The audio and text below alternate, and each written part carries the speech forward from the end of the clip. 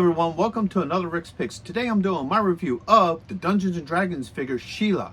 So what I'm going to do is I'm going to take a look at her in packaging, then I'm going to take a look at the figure and her accessories, and then I'm going to give you my thoughts on her. And also this week I will be doing reviews on Presto and Eric, so check out those videos as well. And if you like any of these videos, please hit that subscribe button. It's a small click for you, but it really helps this channel grow. So without any further ado, let's get to the review.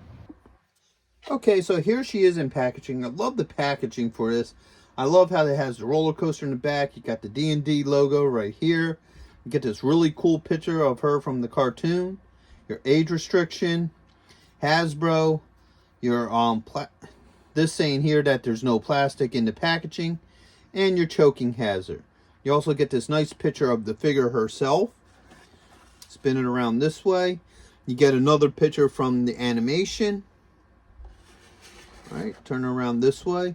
Get this nice picture of the figure, her accessories, and then everybody else that's part of his line, and a lot more of your legal. Spinning it around this way. You get a SKU for the Hasbro website. A couple other pieces of information there. The D&D logo.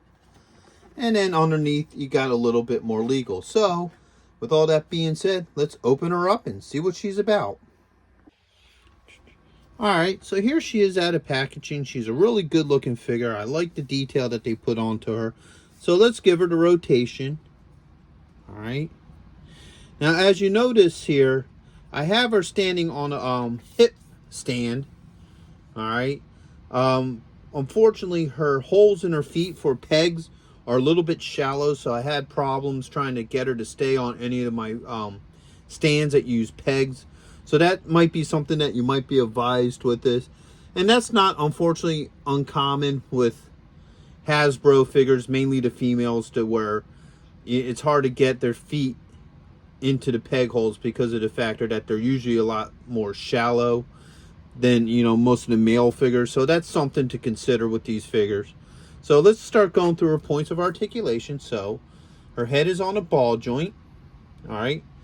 She has a shoulder joint, an elbow joint, and a wrist joint. Okay. She has a thigh joint, a knee joint, and she has an ankle joint.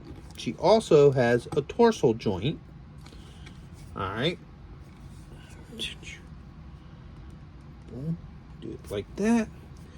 She comes with a couple of accessories. So first off, she comes with a 6-sided dice. Okay, so that's pretty cool. And I like how they all come with dice because of the factor that it really links them to the actual role-playing game that they were designed to be fashioned after, which was, you know, Dungeons and Dragons. So I think it's really neat that, you know, they actually add that feature. Also, let me move that away from here. She comes with a hood. Alright, and 2 cloaks. So she comes with this cloak here, and then she comes with this more almost invisible cloak, okay? Because her whole thing was when she had a cloak on, she becomes invisible because she is a thief class character. So that was her class. So this cloak was supposed to make her invisible to make her a better thief. So let's see how well some of these accessories work. Now, you have to take her head off for the cloak, so I'm only going to put 1 cloak on her. And I kind of like the invisible cloak. I like that sheen to it. It looks really neat. So let's see how easily her head comes off. Alright, that popped off pretty well. No issues. Put the cloak on.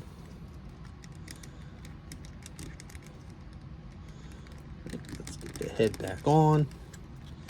Alright.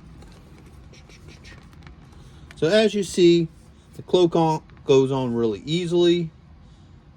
No issues with it. And then you have her hood, which just pops onto her.